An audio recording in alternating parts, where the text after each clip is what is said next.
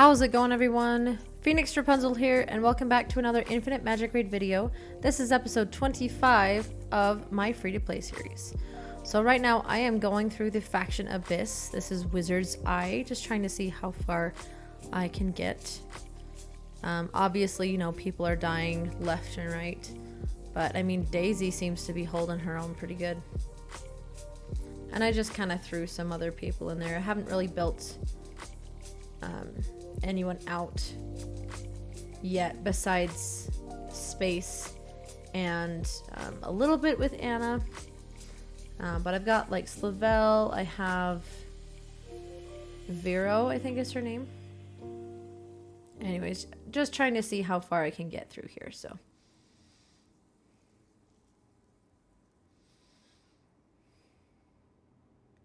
How has your guys' day been? Mine was long, busy, frustrating, but you know, sometimes that happens.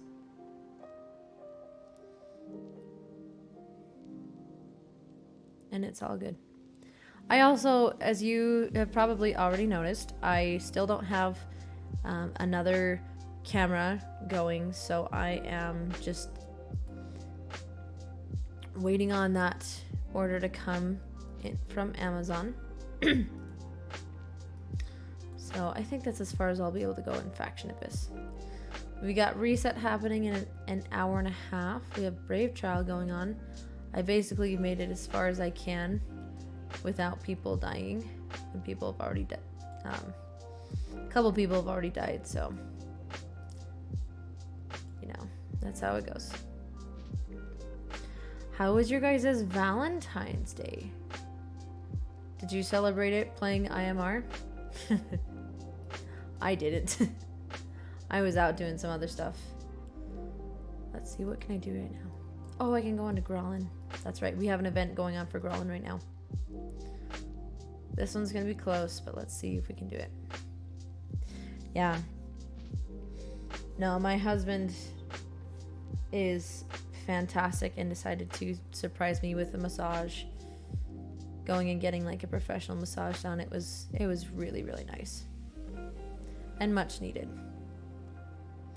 So I did not play IMR much. I played it a little bit, but not very much. Oof. This is gonna be interesting. Stay alive. Okay. So Liz is alive and Daisy's alive. If Liz can stay alive, then I think we'll be okay. Yeah. Okay, we're doing good.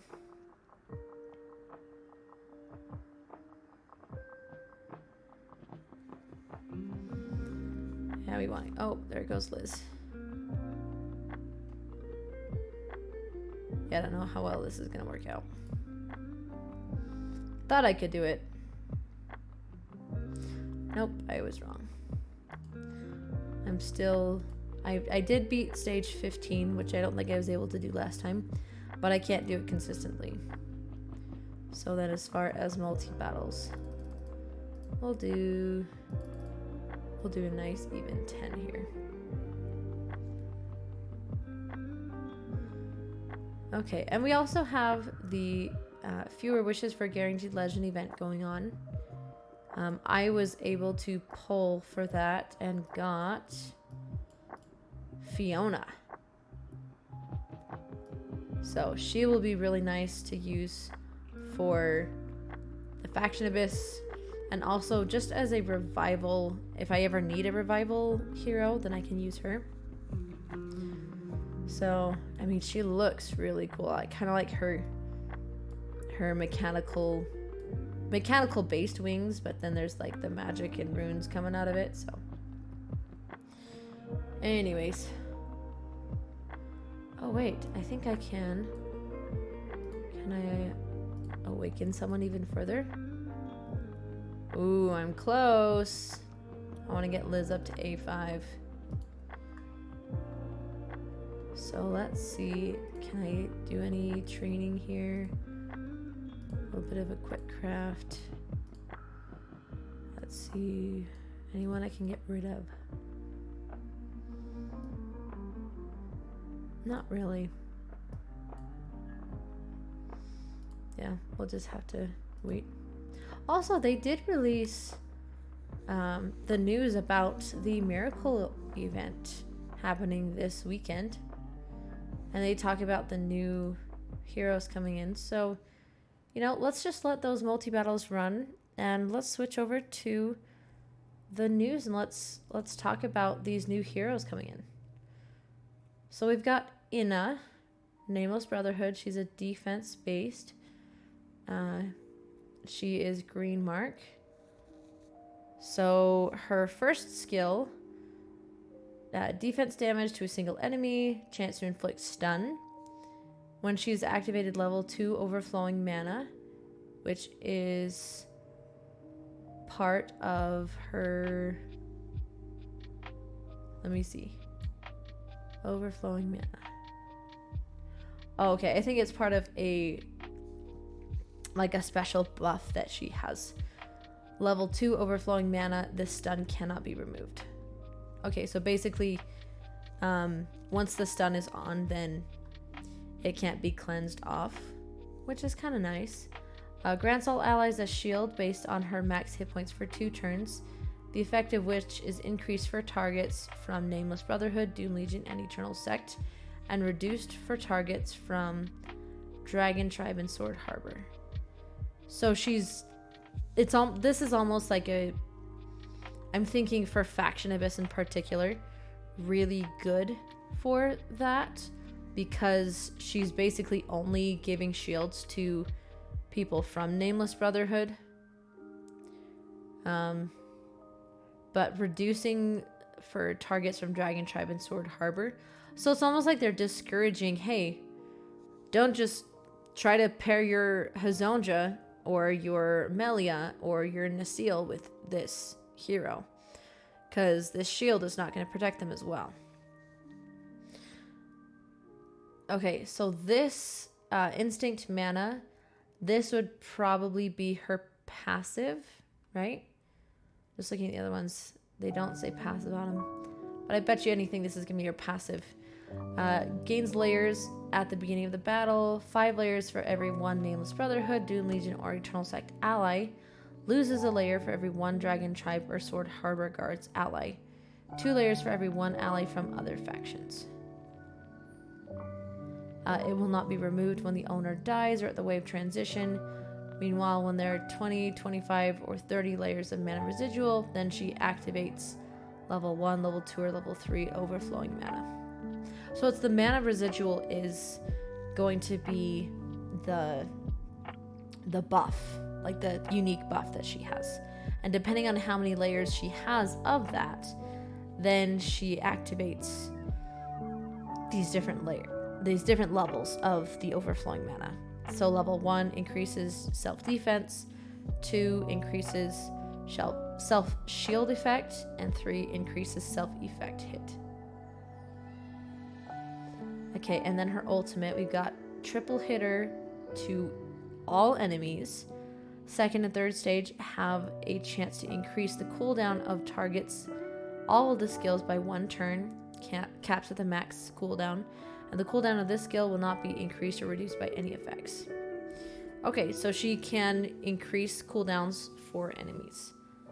That is quite nice. And then we've got exclusives. When casting the mana shield, she also grants consolidation if overflowing mana has not reached level 2. So that's if she has reached level 2 overflowing mana. If not, then she gets the consolidation 1. I mean, that's still nice that there is some kind of consolidation, that damage mitigation in there. Increases layers of mana residual granted by every 1 Nameless Brotherhood, Doom Legion, Eternal Sect ally to 8. So it used to be 5, and now it's 8. When there's 40 layers, then she additionally activates level 4 of the overflowing mana, which says the beginning of each wave and the end of each turn gets a self layer of mana protection, which is immune to all damage dealt and becomes invalid after taking direct attack one time. Okay, then level 3, we have each time mana erosion successfully increases the target skill cooldown, there's an 80% chance to inflict feebleness. Or, if they're already under feebleness 1, there's a chance to inflict feebleness 2. Okay. She sounds cool. I will probably end up trying her out in the trial section when they release the patch tomorrow. Okay, then we have Alicia. She is an attack hero from the Forgotten. Double hitter on her first skill with bleed. So sounds like right off the bat she's going to be another bleed hero. So two stages of attack damage, bleed damage each to a single enemy. Each stage has a chance to inflict bleed. And then we have an AoE on the first active skill, chance to inflict bleed, and then grant self flying blade for 1 turn, during which Merciless Blade, this skill, will be upgraded to Deadly Blade. 2 stages of attack damage and extra bleed damage to all enemies. Increase the damage dealt by 10% for every 1 layer of bleed they have, up to 100%. So we got some cool mechanics going on with bleed right there. Then Ice Hunter. This is, I'm assuming, her passive. When she's killed, Ice Hunter will appear and take her place to continue the battle with part of self-max HP. Ice Hunter is immune to all buffs and debuffs. At the end of Ice Hunter's 3rd turn, Alicia will be revived with the same HP percentage as the Ice Hunters if the Ice Hunter still survives. So it's kind of like I imagine this is kind of like the same mechanic that Carrie has, where she dies, but then she has like a 3-turn, basically like 3 turns, and if the other enemies are not taken out, then she comes back. So that's kind of cool. But this is replaced, it's not just replaced with a shadow, it's replaced with this figure called the Ice Hunter, which has skills where he removes buffs from a single enemy, then he deals attack damage to them and increases self-turn meter, and he increases his defense by a certain percentage of self-initial attack. So that's really cool. Definitely want to mess around with that. Bloodlust Chase. Triple hitter to a single enemy with bleed damage and attack damage in there. Each stage has a chance to inflict bleed. Extra effects take place based on the number of bleed layers. If there's no less than 2 layers, 40% more damage. If there's no less than 4 layers, chance to additionally inflict 1 layer after the sage successfully inflicts bleed. Interesting. So lots of bleed going on here. And then we have her exclusive, acts for an extra turn after Merciless Blade is cast, which is her first active skill. Deadly Blade deals 3 stages of damage and refreshes the duration of all enemies' bleed after the 3rd stage.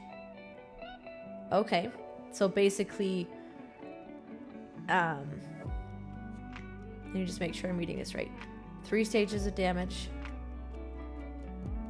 So triple hitter and refreshes the duration of all bleed layers.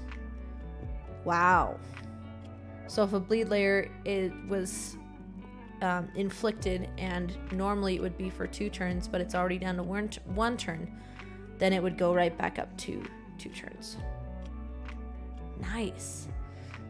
Okay, E2 increases bleed damage dealt. She now reappears at the end of the Ice Hunter's 2nd turn if they still survive, and then under which condition she refreshes the cooldown of all her skills and acts immediately for 1 turn. Ooh. Dang. That is a cool E2 right there. And then E3 reduces the layers required to trigger Bloodlust Chase. The extra effects by 2 reduces the cooldown of Bloodlust Chase by 1 turn for every 2 layers of bleed successfully inflicted. Nice. Oh my gosh, she is going to be... I almost feel like she's going to become a must-have for bleed for bleed teams and as a bleed hero. I mean, pair her with Lucia, forget about it. Okay, and then here's the new epic. We've got Isabel, attack from Holy Light Parliament, attack damage to a single enemy, 30% more damage to any target with light target. Attack damage to a single enemy, additional 100% piercing rate, so ignoring defense, to any target with light target. Inflicts light target, which is her unique buff / in this case it would be a debuff because it goes on an enemy. On the enemy with the lowest hit point percentage for 1 turn at the beginning of each round. She gains additional crit damage when dealing damage to any target with light target. So you want to make sure that her crit rate is going to be up.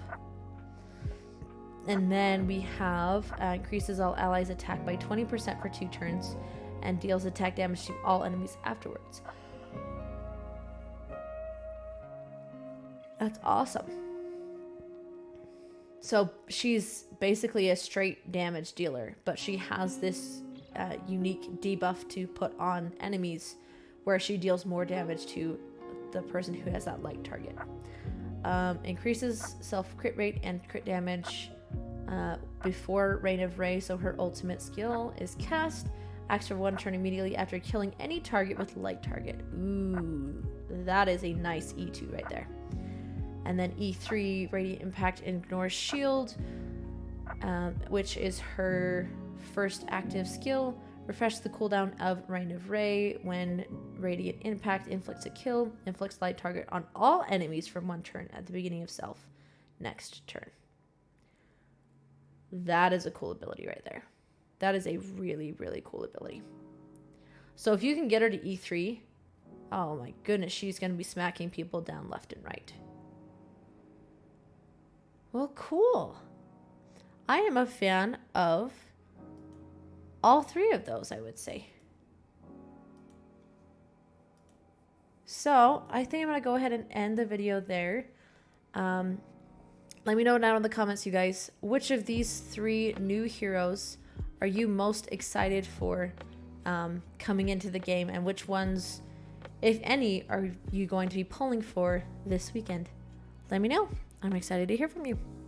Thank you guys so much for watching this video. If you enjoyed it, please give it a like and subscribe to my channel so you don't miss out when I make new videos. I appreciate you all very, very much, and I will catch you next time.